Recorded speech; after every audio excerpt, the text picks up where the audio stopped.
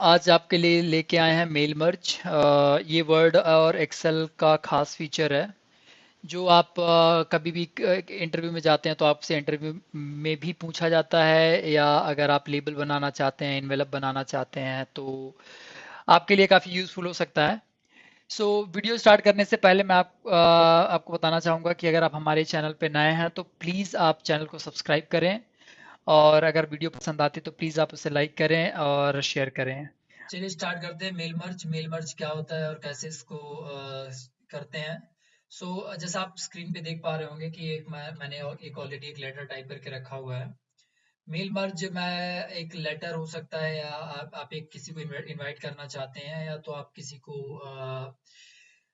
Envelope या label वगैरह create करना चाहते हो तो आप मेल मर्ज का यूज करते हैं। तो बेसिकली मैंने एक ऑलरेडी लेटर टाइप करके रखा हुआ है और मैंने एक ऑलरेडी फाइल बनाई हुई है जिसमें मैंने कुछ इन्फॉर्मेशन दे रखी है जो मैं अपने लेटर में यूज करूंगा। किसी को मैं लेटर लिख रहा हूँ तो मैंने एक वो यूज करूंगा।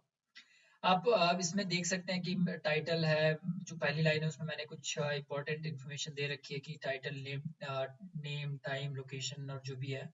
और मैंने एक दूसरी शीट भी बना रखी है सिमिलर इन्फॉर्मेशन के साथ, बस नेम चेंज है। मैं आपको बताऊंगा इसका उपयोग कब होता है और शीट वन में क्या होता है, शीट टू में क्या क्या होता है, उसको यूज कैसे करते हैं। तो चलिए आते हैं आप लेटर में आप देख पा रहे हैं कि जो मैंने ऑलरेडी टाइप किया हुआ है।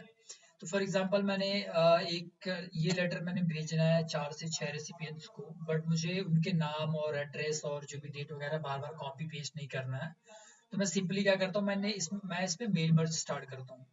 तो मेल में स्टार्ट करने के लिए मैं मेलिंग पे जाऊंगा। वर्ड की टॉप आइकन पे मेलिंग करके टैब है, मेलिंग पे जाके मैं step by step mail merge start करता हूँ। Step by step mail merge wizard में आपको सबसे पहले आता है रेसिपिएंट लिस्ट। तो मैं रेसिपिएंट लिस्ट जो मैंने आपको दिखाई है अभी एक्सेल में, वो रेसिपिएंट लिस्ट ब्राउज करूंगा जो कि पड़ी हुई है मेरे इस फोल्डर में मेल मर्ज फाइल के नाम से। तो मैंने इसको ब्राउज कर लिया। अब यहाँ पे मुझे दो शीट दिख रही हैं। एक तो शीट वन है और एक शीट टू है। अब इसमें से मुझे डिसाइड करना है कि किस शीट में से मुझे अपने कॉन्टैक्ट्स को इंपोर्ट करना है और किसको यहाँ पे ऐड करके मुझे उनको जो ये लेटर है भेजना है। तो ये लेटर मुझे भेजने के लिए मैं डिसाइड कर सकता हूँ, अगर मुझे किसी को फिल्टर करना, फॉर एग्जांपल अगर मुझे छोटू सिंह को ये लेटर नहीं भेजना है, मैं छोटू सिंह को अनचेक कर देता हूँ यहाँ से, और ये लेटर छोटू सिंह को नहीं जाएगा। या अगर आप चाहते हैं कि फिल्टर आउट करना चाहते हैं पर्टिकुलर डेस्टिनेशन की, मान लीजिए अगर किसी के नाम पे कोई एड्रेस है या कुछ भी ऐसा मैच करता है तो आप उसको फिल्टर करते हैं, तो आप पर्टिकुलर फिल्टर से जा करके आप सिलेक्ट कर सकते हैं वो फील्ड सिलेक्ट करने के बाद अगर वो मैच करते हैं तो वो लिस्ट से चेक आउट हो जाएंगे। इसके बाद मैं सिलेक्ट कर लेता हूँ अपने जो रेसिपिएंट लिस्ट है, रेसिपिएंट ऐड हो चुके हैं। अब मैंने लेटर ऑलरेडी लिख रखा है, तो लेटर लिखने के बाद मैं यहाँ पे एक आप देखेंगे कि इतने सारे फील्ड्स हाईलाइट हो चुकी हैं। इनमें से मैं सेंडर के नाम पे, मैं जहाँ पे सेंडर है वहाँ पे सिलेक्ट करता हूँ नेम, क्योंकि नेम ही यूज करूंगा डियर के आगे, तो नेम सिलेक्ट कर लेते हैं। इसके बाद मैं डेट पे आ जाता हूँ, मैं डेट सिलेक्ट कर लेता हूँ। डेट में मैं लिख लेता हूँ कि जो मुझे डेट है, आज की डेट है स्पेशली, तो मैं उसको थोड़ा सा डेट कर लेता हूँ, फॉर्मेटिंग सही कर लेता हूँ। और मैंने लेटर को किस एड्रेस पे भेजना है, इस एड्रेस पे मैं एड्रेस सेलेक्ट कर लेता हूँ। तो एड्रेस के लिए मैंने एड्रेस फील्ड सेलेक्ट कर ली है यहाँ पे, जो कि मेरे पहले एक्सेल डॉक्यूमेंट में पहले से पड़ी हुई है, मैंने डिफाइन कर रखा है। अब मैंने ये सारी मेरा लेटर हो गया तैयार, और ये मैं जो भी मैंने फील्ड सेलेक्ट करी है, फील्ड अपने आप उसमें ऐड हो जाएगी। अब मैं करता हूँ राइट लेटर नेक्स्ट करके। चूंकि मेरा लेटर तैयार है, मैंने इसमें कुछ ग्रीटिंग्स लाइन वगैरह नहीं डालनी है, कुछ इलेक्ट्रॉनिक पोस्टेज वगैरह कुछ नहीं डालने हैं। तो अगर आपको डालना है तो ये सारी चीजें आप एडिशनली इसमें डाल सकते हैं, पर मुझे डालनी नहीं है तो मैं क्लिक करता हूँ प्रीव्यू योर लेटर।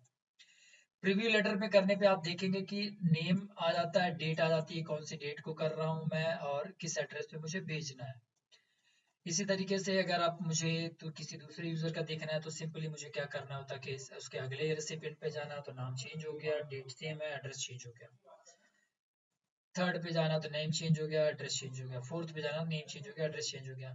आप नोटिस करेंगे कि जिसको हमने अनचेक किया था वो यहाँ पे नहीं दिखेगा, बाकी सारे नेम आपको दिखेंगे। तो हम इससे इंश्योर कर सकते हैं कि लेटर आपको जिनको भी भेजना है उन्हें चला जाएगा।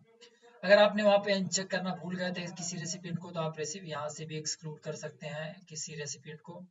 ये पर्टिकुलर रेसिपिएंट आपको एक्सक्लूड हो जाएगा लिस्ट से। तो ये देखा हमने, ये एक्सक्लूड हो गया, तो ये हमें नहीं चाहिए, 2 3 एक्सक्लूड हो गए, ठीक है। अब हम करते हैं कंप्लीट द मर्ज करते हैं। मर्ज कंप्लीट करने के बाद मैं इसको प्रिंट करने जाऊंगा, तो ये लेटर जितने भी हैं, 6 लेटर हैं, 6 प्रिंट निकलेंगे और ये मेरा लेटर बन के तैयार हो गया है, जो मैं इंडिविजुअली अब जो मेरे रेसिपिएंट्स हैं उनको इंडिविजुअली उस पर्टिकुलर एड्रेस पे भेज सकता हूँ। ये तो हो गया एक तरीका मेल मर्ज करने का। दूसरे तरीके से भी आप मेल मर्ज कर सकते हैं। उसका सिंपल तरीका है जो कि एक एडवांस यूजर करता है। वो कैसे करता है मैं आपको बताता हूँ। तो फॉर एग्जांपल के लिए मैंने एक नई फाइल सेलेक्ट कर लेता हूँ कि मुझे ना एक पार्टी इनविटेशन फ्लायर यूज करना है मेल मर्ज करने के लिए, तो मैं पार्टी इनविटेशन फ्लायर क्रिएट करता हूँ। अब मुझे इसमें कुछ सिंपल इनविटेशन है, मुझे कुछ करना नहीं है, बस सिंपली मुझे जाकर के चेंजेस करने हैं। तो फॉर एग्जांपल मैं इनविटेशन मैं अपना यहाँ पे रेसिपिएंट लिस्ट सेलेक्ट कर लेता हूँ, मुझे एग्जिस्टिंग लिस्ट सेलेक्ट करनी है। मैं सेम फाइल सेलेक्ट करता हूँ, मुझे कोई चेंजेस करने की जरूरत नहीं है, मुझे नई क्रिएट करनी नहीं है, तो मैं सेम सेलेक्ट कर लेता हूँ। इस बार मैं शीट 2 सेलेक्ट करता हूँ क्योंकि मुझे शीट 2 से डेटा उठाना है। तो सबसे इंपॉर्टेंट चीज आप ये देखिए कि first row of the data contains column header. तो कॉलम हेडर ये है कि जो आपने ये टॉप पे देखा था इसे कॉलम हेडर बोलते हैं। ये पहली रो हमेशा उसमें लिखा हुआ है कि उसको ये कॉलम हेडर ही कंसिडर करेगा, उसको डेटा नहीं कंसिडर करेगा। तो सिंपली मैं क्या करता हूँ, वापस आकर के मैं शीट 2 सेलेक्ट करिए, मैं ओके करता हूँ। अब मैं आप देखेंगे ये सारे ऑप्शन हाईलाइट हो चुके हैं। उस बार हमें क्या करना पड़ा था, हमें mail merge step by step करके हमने सारे विजार्ड फॉलो किए थे, बट इस बार मैंने सिर्फ और मेरे रेसिपिएंट सेलेक्ट कर लिए हैं। मेरा इनविटेशन लेटर रेडी है और मेरे रेसिपिएंट्स रेडी हैं। अब सिंपली मुझे क्या करना है, फील्ड्स इसमें ऐड कर देने। तो फॉर एग्जांपल पार्टी की जगह मैं चेंज कर देता हूँ टाइटल से, और टाइटल के बाद मैं चाहता हूँ कि वहाँ पे इनविटेशन की जगह पे नाम आए, तो मैं यहाँ पे फील्ड सेलेक्ट कर लेता हूँ नेम। अब उनको इनवाइट किया जा रहा है इस पर्टिकुलर डेट पे, तो डेट की जगह मैं सेलेक्ट कर लेता हूँ डेट। इस डेट पे हम आपको सेलेक्ट कर रहे हैं, और डेट के बाद हम चाहते हैं कि आप इस पर्टिकुलर एड्रेस पे आए, तो हम एड्रेस भी आपको यहाँ पे सेलेक्ट कर लेते हैं, ये फील्ड। अब एड्रेस कर लिया।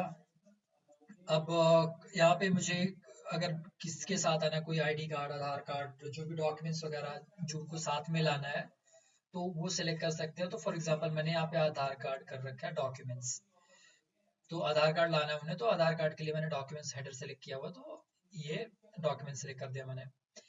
अब रिपोर्ट किसे करना है, इनकेस आप वो पहुंच जाते हैं उस डेस्टिनेशन पे, तो किसको कांटेक्ट करना है, तो कांटेक्ट करने के लिए उनका नाम और नंबर, तो मैंने नंबर तो नहीं दिया हुआ, सिर्फ नाम दिया हुआ है इसी नाम से, RSVP2 करके।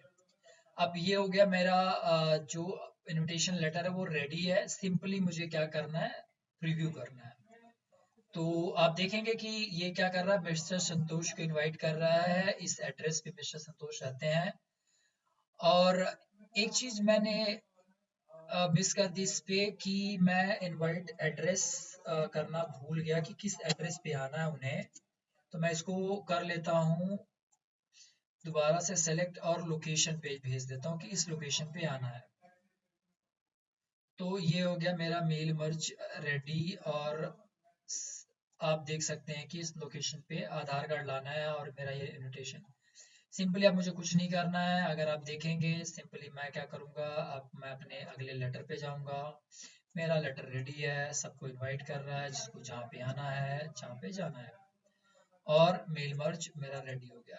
तो जो काम हम मैनुअली करते शायद घंटे लग जाते, 1.5 घंटे लग जाते, या 15-20 मिनट, डिपेंडिंग ऑन कि आपके पास कितने यूजर्स हैं, कितने रेसिपिएंट्स हैं जिनको आपको ये भेजना है, वो काम हमने सिर्फ 5 मिनट में एक छोटी सी ट्रिक अपना करके कर ली, और एक भी छोटा सा फीचर यूज करके कर लिया जिसका नाम है मेल मर्ज, और ये हमारा काम चुटकी बजाते ही हो गया।